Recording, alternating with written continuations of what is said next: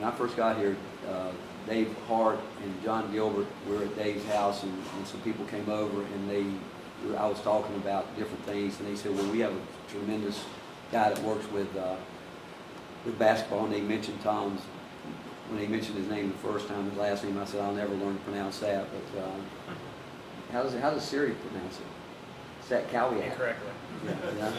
But when Tom came in one day, Dave said, we don't want, and Dave told me of his situation, and they said, but we don't want you to act as if you know it, because he's the kind of person that like to come in and talk on his own. And so a couple of days later, I was, one of the only few times that I was in that office, he came in, and at the time I think he had a boot on.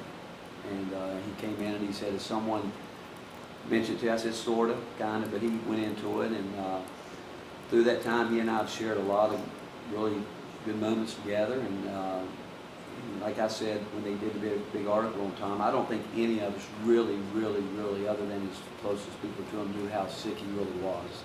We saw it at times where a year ago, I think he missed some time during the last season where he couldn't travel with us. And but you know what? You never heard him complain. I never ever heard him one time, even if I would ask him how he was doing, he was fine. You know, and even though you could look at him and tell that he wasn't feeling great, and you knew when he had to go back to wearing a boot or something like that.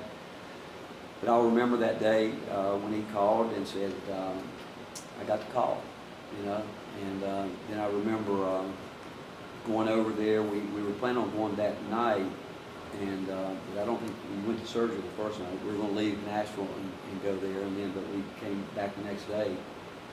But I remember that we had just walked into the hospital, and his wife had his phone, and one of our players called and said, or texted and said, Tom, can you send me some photos of me?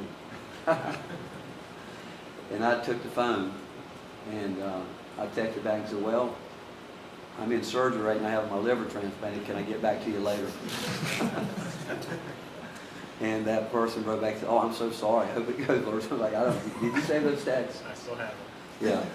But the fact is, I mean, you look at him now, and if you knew what we knew, and you see Tom today, I would say this, that you should always want to know that when you can donate something, when your time is up, you should want to do it, because he's got a new life.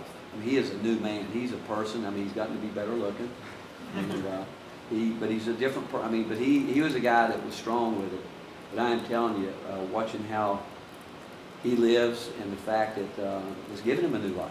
I mean, because he was, I don't know how much longer you could have gone with what he had. And so his story has touched me and a lot of people around him, and I can only imagine.